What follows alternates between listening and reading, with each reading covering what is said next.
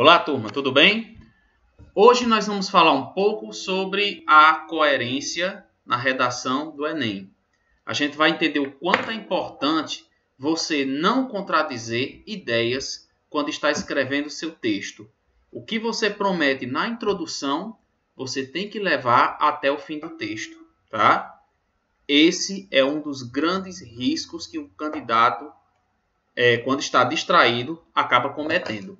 Então, nós vamos mostrar aqui alguns exemplos, alguns casos, primeiramente conceituando a coerência.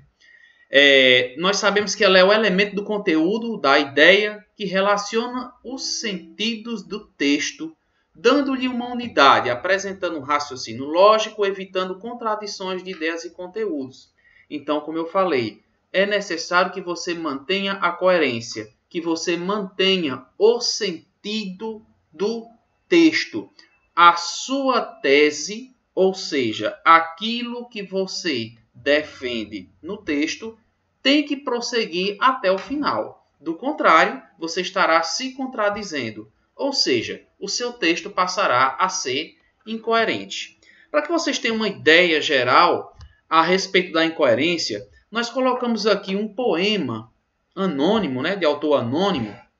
Eu vou ler para vocês e faço a pergunta se há incoerência nesse poema aí. Vamos lá. Subi a porta e fechei a escada. Tirei minhas orações e recitei meus sapatos. Desliguei a cama e deitei-me na luz. Tudo porque ele me deu um beijo de boa noite. Vejam só, nós temos aqui um poema. Se você prestou atenção nos versos, você percebeu subir a porta, fechar a escada. Você percebe que os verbos, tirar minhas orações, recitar os sapatos, os verbos que compõem, os verbos que compõem os versos do poema estão trocados. E no momento que você faz essa troca, você observa que causaria o que chamamos de incoerência. Ou seja, não há sentido naquilo que nós estamos escrevendo. Mas aí vem uma pergunta interessante.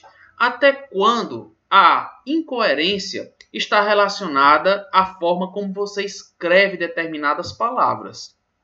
Na verdade, é importante também lembrar que coerência ou incoerência está também relacionada a um gênero textual, certo? Então, eu posso, diante desta pergunta, se há incoerência no texto, a minha resposta seria depende. Se eu estou falando da poesia, como é o caso aqui, esse texto aqui não está incoerente, porque a aparente incoerência dele é justificada nos últimos versos. Alguém recebeu um beijo de boa noite. Por receber esse beijo de boa noite, essa pessoa começou a trocar tudo na vida dela. Ou seja, começou a ser uma pessoa distraída, uma pessoa que vive no mundo da lua, uma pessoa que vive esquecida. Então, nesse sentido aqui, por ser um sentido literário, por ser um texto poético, essa incoerência deixa de ser incoerência, ou seja, o sentido do texto agora está dentro da própria incoerência, tá? Mas, se o nosso foco for uma redação do Enem, aí nós temos que tomar um cuidado maior, porque redações, textos dissertativos, são textos que utilizam uma linguagem formal. São textos que não permitem a falta de coerência. Coerência semântica, coerência sintática não permite. Nesse caso aqui, a gente observa que essa possível incoerência, se acontecesse num texto em prosa, se acontecesse numa dissertação, você dizer que subiu a porta ou você dizer que fechou a escada, com certeza você estaria cometendo um erro de coerência semântica, tá? Nós vamos ver aqui no slide seguinte alguns exemplos da incoerência em frases. Essas frases, sim, elas são mais comuns em textos dissertativos. Então, por exemplo, Roberta não foi à escola, entretanto estava doente. Você observa que a frase é um período composto, uma conjunção adversativa, Se a conjunção é adversativa, a gente esperaria que a segunda frase contrariasse a primeira frase, né? Mas vejam que quando a pessoa diz que Roberta não foi à escola e na segunda oração estava doente, essa segunda oração, estava doente, na verdade, é uma justificativa da primeira. Portanto, a conjunção entretanto, ela não vai se encaixar nessa oração. Por quê? Porque, entretanto, é uma conjunção adversativa. Ela contradiz orações. A segunda oração tem que dizer uma coisa contrária à primeira. Mas aqui, o que é que eu deveria colocar no lugar de entretanto? Por quê? Roberta não foi à escola porque estava doente. Roberta não foi à escola, pois estava doente. Tá certo? Então, neste caso aqui, essa conjunção torna o período incoerente. O filme estava acabando quando chegamos, mas ainda estava na metade. Veja agora aqui a incoerência na questão do sentido. Se o filme estava acabando quando chegamos, ele ainda não podia estar na metade. Então veja que a incoerência aqui não está relacionada tanto a uma questão sintática, mas principalmente a uma questão semântica. Se o filme está no fim, não pode estar na metade, certo? É como você dizer sobre o desmatamento do Brasil. As matas no Brasil estão cada vez mais sendo desmatadas. Mas ainda há muita mata virgem. Cerca de 90% do nosso território está protegido pelo Exército Nacional ou pelo IBAMA. Então veja que você se contradiz ao dizer que as matas estavam sendo muito devastadas e ao mesmo tempo nós temos 90% de matas virgens, né? Não condiz com a realidade. Demos muita ração e sopa a cadelinha abandonada, pois ela estava grávida. Então vamos ver aqui um detalhe. Ração para uma cadela, ok. Sopa para uma cadela, e ainda mais você deu essa sopa porque ela estava grávida. E ainda tem a palavra grávida, né, para se referir a animais, quando na verdade você usa prenhe ou prenha, né? Normalmente o dicionário formal pede o uso de prenhe, mas nós temos a variante prenha. De qualquer forma, grávida é uma palavra que não se encaixa, não dá coerência, porque quem fica grávida é a mulher, o ser humano, e não os animais. Sopa para cadelinha dentro desta oração dá a entender que cadelas tomam sopa, né? Como se fosse tão frequente como você oferecer ração. E ainda mais, numa situação específica, ela estava grávida. Então, sopa é bom para animais que estão na situação de ter um filhote, né? Na situação de estar de prenha, né? Portanto, nós temos aqui 3 exemplos de incoerência. Incoerência que pode ser causada por palavras, incoerência que pode ser causada pelo sentido do texto, incoerência que pode ser causada por uma conjunção mal utilizada ao se ligar 2 orações. Tá? Nessa terceira parte aqui, nós vamos, essa sim, a gente já vai nos direcionar ao texto do Enem, a própria redação, a própria dissertação. Então vejamos aqui, olha só. A internet veio para promover maior facilidade à vida de todos os seus usuários. Por isso ela é prejudicial. Porque o vício por usar facilmente os programas que ela oferece dificulta uma vida sadia. E aí eu deixo com você.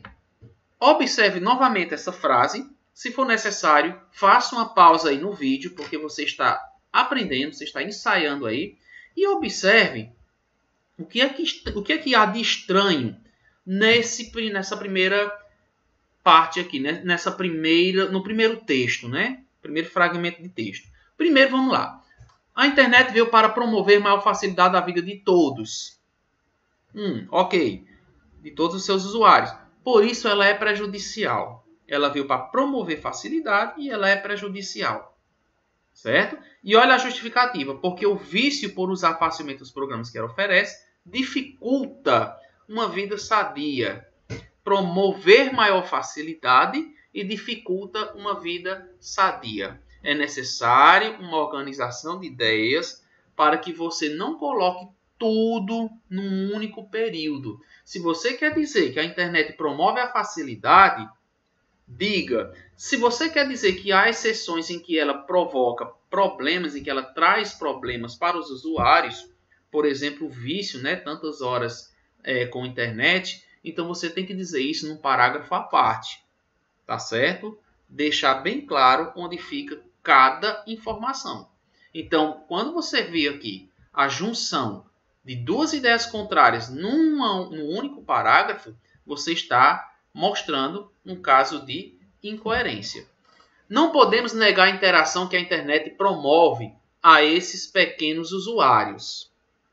Mas, olha o i aqui, mas é importante o controle de horários específicos para crianças acessarem a internet, para que elas possam interagir também. Houve um ponto numa oração que não foi complementada, porque essa aqui é uma oração adverbial final, né? Eu faço uma coisa com esse objetivo. Então, o objetivo tem que estar na mesma oração. Não existe ponto em uma oração subordinada isolada, tá? Mas aqui, voltando para a questão da incoerência. Não podemos negar a interação que ela promove aos pequenos usuários. Se a internet promove interação, quer dizer que as crianças interagem. Elas se distraem, elas brincam, né? Enfim, o tempo passa para elas. Mas é importante o controle de horários específicos. Até aqui tudo bem. Elas interagem, mas é importante você estabelecer horários específicos. Não tem problema. Para as crianças acessarem a internet. Por que é importante esse horário? Para que elas possam interagir. Então, esse possam interagir contradiz a primeira informação. Não podemos negar que a interação que a internet promove. Então, vocês observam. A mesma informação, ela é contradicente. No mesmo parágrafo eu digo que a internet ajuda crianças e estou dizendo que a internet tem que ter um horário específico porque ela prejudica. A criança não interage. Então, ou interage ou não interage. Certo? Quanto mais as crianças têm acesso contínuo à internet, menos elas vivem o mundo real. Menos elas vivem o mundo real. Mas se houver controle, elas vivem menos. Esse talvez seja o trecho mais confuso, né, das três. Quanto mais têm acesso contínuo à internet, menos vivem o mundo real. Ou seja, usam tanto a internet que esquecem o mundo real. Mas se houver controle o quê? Controle da internet, né? Será? Se houver controle da internet, elas vivem menos. Olha como fica estranho, né? Quanto mais eu controlar a internet, menos elas vivem, né? Elas vivem o quê? O mundo real ou o mundo virtual? Então, houve uma confusãozinha aqui também de sentido, né? E, ao mesmo tempo, esse viver menos não se encaixa com a questão do acesso contínuo à internet, né? Porque aqui está dizendo que tem que haver um controle. Então, havendo um controle, elas vivem melhor, né? Talvez a intenção fosse dizer que elas vivem melhor, certo? Vamos agora aqui para um textozinho, o desmatamento da Amazônia. Preste atenção. Nesse textozinho aqui, novamente eu peço que vocês façam, se acharem necessário, a pausa no vídeo, leiam 2 vezes, 3 vezes, quantas vezes vocês acharem necessárias, e identifiquem o que torna esse texto incoerente. Tá? Dê uma olhadinha, é um texto até bem escrito, bem interessante. A gente percebe que o candidato tem um domínio de pontuação, um domínio de organização do texto, tá? Vocês vão perceber na leitura, mas nós vamos procurar aqui a incoerência, certo? Desmatamento da Amazônia. Não é de hoje que as queimadas e as consequências catastróficas para a fauna e a flora brasileira tem sido motivo de preocupação para governantes e para o povo brasileiro. Entretanto, entre os discursos e a prática, muito pouco tem sido feito, o que gera cada vez mais revolta. O desmatamento não deixa de causar espanto pelos números avassaladores de áreas desmatadas. Pesquisas mostram que milhares de quilômetros antes cobertos de matas virgens tem se convertido em quilômetros e quilômetros de terras rochosas, inférteis e sem vida, onde os poucos animais resistentes sobrevivem graças à escassa água de rios ainda existentes, que banham as matas virgens nos poucos milhares de quilômetros ainda protegidos pela Marinha Nacional. Então vejamos aqui, antes eu chamar a atenção para a colocação de algumas palavras repetidas, vocês observam aqui na segunda para a terceira linha do segundo parágrafo, quilômetros, né? A palavra quilômetros. Essa mesma palavra vai aparecer aí na quarta linha bem abaixo e numa expressão que diz quilômetros e quilômetros. Então vocês observam 3 vezes a presença. Essa parte aqui onde diz quilômetros e quilômetros, você me perguntaria, é uma repetição desnecessária? Eu diria que não, porque é uma forma até enfática de você dizer que é uma infinidade de quilômetros de terras rochosas. A pessoa quis fazer uma ênfase, ele quis enfatizar a quantidade de quilômetros de terras rochosas. Não teria problema, quilômetros e quilômetros, mas se eu usasse essa expressão de novo, mais à frente, aí sim, eu estaria mostrando uma certa pobreza de vocabulário. Repetir uma expressão 2 vezes e ainda mais próximo, né?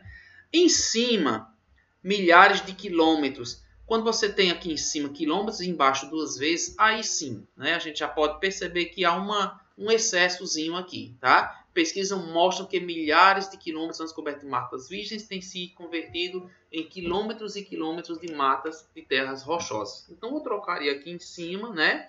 Ou então, essa expressão mesmo enfática, você trocaria por outra, tá? Para não ficar 3 vezes. Mas a expressão em si, quilômetros e quilômetros, não teria problema não. Nem toda repetição, certo, pessoal? Nem toda repetição, ela precisa ser evitada. Há repetições que são enfáticas, tá? Ou seja, eu posso colocá-las em um texto com a intenção de realmente enfatizar a informação que eu quero dar. Ora, se eu disser assim, há muito problema com desmatamento a se resolver no Brasil. Há muita crise política para tentar converter os nossos problemas em soluções. Há muito a se fazer e a se conscientizar para o bem de todos. Então veja que essa repetição de há muito, bem colocadazinha no texto, não deixaria um texto enfadonho, não deixaria o texto cansativo, maçante, tá? Então, há uma necessidade sim de você repetir em determinados casos, mas cuidado com o abuso. Se eu for fazer isso em cada parágrafo, eu estou cometendo um deslize seríssimo, tá? Recomenda-se até nem fazer mais de uma vez esse tipo de estratégia. É uma estratégia também para chamar a atenção, ok? Bom, voltando à questão aqui da incoerência, tem se convertido em quilômetros e quilômetros de terras rochosas. Vamos ver se você acertou aí onde é que está a incoerência. São terras inférteis, vocês estão vendo na quarta linha, o mouse deu uma sumidinha, e sem vida.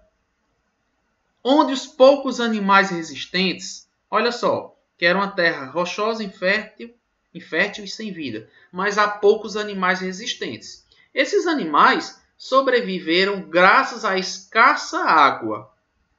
De onde? De rios ainda existentes. Então, são vários rios que existem no Amazonas. Aliás, em toda a região amazônica. São vários rios. E olha só, se são escassos e as terras rochosas, como é que se explica essa presença de muitos rios? E olha que esses rios ainda estão banhando as matas virgens.